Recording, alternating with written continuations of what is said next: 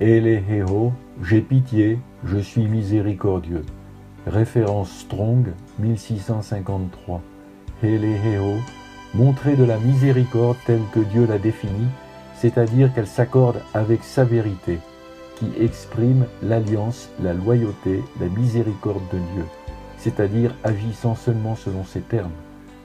Exemple 1, 1653. Romains chapitre 9, versets 14 à 16. Que dirons-nous donc? Y a-t-il en Dieu de l'injustice? Loin de là, car il dit à Moïse, « Je ferai miséricorde à qui je fais miséricorde, et j'aurai compassion de qui j'ai compassion. » Ainsi donc cela ne dépend ni de celui qui veut, ni de celui qui court, mais de Dieu qui fait miséricorde. Exode chapitre 33, verset 19. L'Éternel répondit, « Je ferai passer devant toi toute ma bonté, et je proclamerai devant toi le nom de l'Éternel. Je fais grâce à qui je fais grâce, et miséricorde à qui je fais miséricorde. » Dieu est souverain et a établi sa nouvelle alliance fondée sur le sang de Jésus-Christ versé à la croix. Dieu fait miséricorde selon son alliance.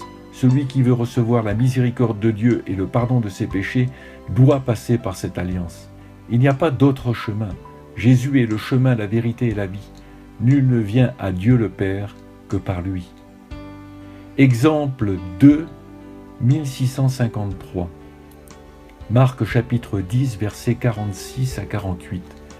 Ils arrivèrent à Jéricho, et lorsque Jésus en sortit avec ses disciples et une assez grande foule, le fils de Timée, Bartimée, mendiant aveugle, était assis au bord du chemin. Il entendit que c'était Jésus de Nazareth, et il se mit à crier « Fils de David, Jésus, aie pitié de moi !» Plusieurs le reprenaient pour le faire taire, mais il criait beaucoup plus fort « Fils de David, aie pitié de moi !» Jérémie chapitre 23, versets 5 à 6. « Voici les jours viennent, dit l'Éternel, où je susciterai à David un germe juste. Il régnera en roi et prospérera. Il pratiquera la justice et l'équité dans le pays. En son temps, Juda sera sauvé. Israël aura la sécurité dans sa demeure.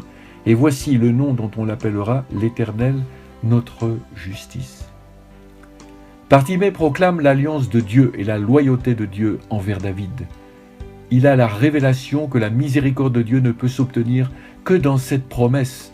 Il reconnaît les prophéties messianiques faites par Jérémie qui sont en train de s'accomplir sous ses yeux spirituels. Jésus, le germe juste issu de David, ne tarde pas à répondre à la foi de Bartimée. Le miracle s'accomplit dans cette alliance loyale et miséricordieuse. Exemple 3, 1653. Luc chapitre 16. Versets 23 à 25.